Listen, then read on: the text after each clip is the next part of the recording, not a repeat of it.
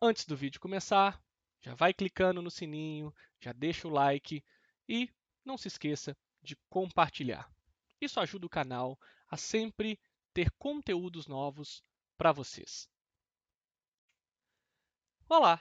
Nesse vídeo de hoje falarei um pouco a respeito do reino Plantae e do reino Animalia, que também podem ser conhecidos como o reino das plantas e o reino dos animais. Essa divisão em reinos, filos, classes, famílias, ordens, gênero e espécie ainda vai passar por muitas reformulações. No entanto, utilizamos ainda o que é um conceito válido, porque hoje sabemos que muito da classificação dos organismos vivos parte de uma característica fisiológica. Nós observamos as características e descrevemos a planta ou o animal. Hoje, com o advento da engenharia genética, estamos revisitando todo esse processo de classificação. Assim, podemos classificar as plantas em plantas inferiores, as chamadas criptógamas, ou plantas superiores, as chamadas fanerógamas. As plantas inferiores, ou seja, as criptógamas, são as briófitas e as pteridófitas. No caso das fanerógamas, nós temos as gimnospermas e as angiospermas. No caso das briófitas, nós temos plantas avasculares, que não possuem raiz, não possuem caule, não possuem folhas, e sim estruturas primitivas à raiz, ao caule e à folha, sendo essas estruturas chamadas de filoide, semelhante à folha, cauloide, semelhante ao caule, e rizoide, semelhante à raiz. Temos como exemplo básico as hepáticas e os musgos. Nessas plantas, no caso as briófitas, o gametófito, ou seja, a região produtora de gametas, é duradouro, enquanto a região produtora de esporos é temporária. Daí, podemos imaginar que os gametas masculinos e femininos se unem, formando um esporófito, que é uma região produtora de esporos que, por divisão celular, produz os esporos que, ao cair no chão, darão origem a outras estruturas também esporófitos. Cada esporófito produz os esporos que, posteriormente, dará origem aos gametófitos. Já as pteridófitas, ao contrário das briófitas, que são avasculares, começam a surgir nessas plantas os vasos condutores de seiva. Por isso, são plantas vasculares. Mas, da mesma forma que as briófitas, não possuem semente. Aqui, ao contrário das briófitas, o gametófito é temporário e o esporófito é duradouro. Exemplos são as samambaias e as avencas. O ciclo de vida das pteridófitas, salvo algumas diferenças em nomenclatura das estruturas, segue o mesmo padrão ou a semelhança do padrão do ciclo reprodutivo das briófitas.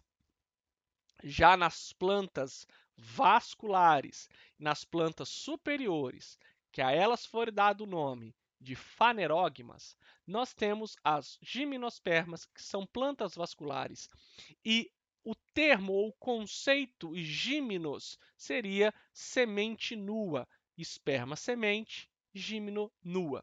Daí o nome do organismo com sementes nuas, ou seja, elas não são protegidas.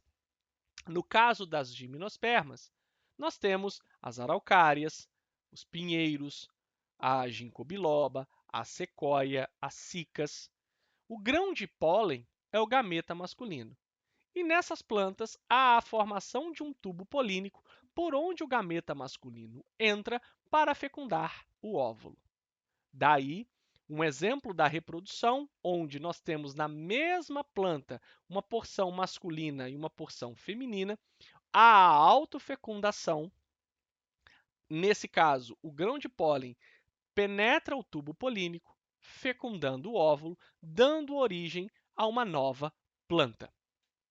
As angiospermas, em que anjo seria, entre aspas, um vaso ou uma urna, ou seja, um revestimento, nós temos sementes protegidas por uma porção carnosa chamada de fruto. Ou seja, nós temos plantas vasculares com sementes revestidas por fruto. A exemplo, o ipê amarelo, as gramíneas, laranjeira, a flor da quaresmeira, o coqueiro, as mangueiras, entre tantas outras. Do ponto de vista do ciclo dessas plantas, que é um ciclo mais completo, nós temos não só a fecundação, uma planta com as estruturas masculinas e femininas que se autofecundam, produzindo uma flor, em que nessa flor nós temos no seu interior o óvulo fecundado e a estrutura floral que se transforma em fruto. Nós temos um exemplo e a complexidade apenas nesse grupo de plantas, as angiospermas, a flor, que é a região onde ela modificará para se transformar em fruto. Qualquer outra parte da planta que não for a pétala que se transformar em fruto, damos o nome de pseudofruto. O fruto é o desenvolvimento do ovário por ação de hormônios produzidos pela própria planta, ou seja, todas aquelas estruturas pertencentes à angiosperma, como a pétala, o tubo polínico, as anteras. Quando a planta é fecundada, a pétala sofre uma mudança e se transforma em fruto. Qualquer outra parte da flor que não for a pétala que se transformar no fruto, nós temos o pseudofruto. Nós temos a raiz, que também tem uma característica própria para o grupo das angiospermas, e o caule, que transporta a seiva bruta e a seiva elaborada. A seiva bruta ascendente, da raiz para a folha, e a seiva elaborada, da folha para a raiz. Um outro exemplo de diferença das folhas, que são os exemplos básicos de uma área ou de uma cobertura vegetal que é responsável pela fotossíntese, e saindo um pouco do reino vegetal e entrando um pouco no reino animal, nós temos para o reino animal uma complexidade maior de organismos. Nós temos animais que são multi e ao mesmo tempo pluricelular. Não confundir esses dois conceitos, porque pluri vem do plural e é quantidade. Multi vem de variedade, ou seja, os animais não só têm células iguais multiplicadas aos milhões ou aos bilhões, pluricelular, mas também uma diversidade de célula. Então, ao mesmo tempo que nós somos pluri, nós somos multi. Heterotrófico, porque nós não somos capazes de sintetizar compostos com base em elementos inorgânicos. Temos um tecido nervoso que, em alguns animais primitivos, como por exemplo as esponjas do mar, esses sistemas estão ausentes. Já nos quinidários, ou seja, nas águas vivas até nós, mamíferos, o tecido nervoso ele tende a aumentar a sua complexidade. Temos um tecido muscular que nos garante o movimento e, em alguns exemplos de alguns grupos de animais, a reprodução sexuada, que faz com que nós permaneçamos com o número 2N de cromossomos, ou seja, de material genético, durante a maior parte da vida, produzindo as células reprodutivas, ou seja, os gametas, que são células com metade da característica genética. No reino animal, nós também temos organismos eucariotos, multicelulares e heterótrofos, como dito anteriormente.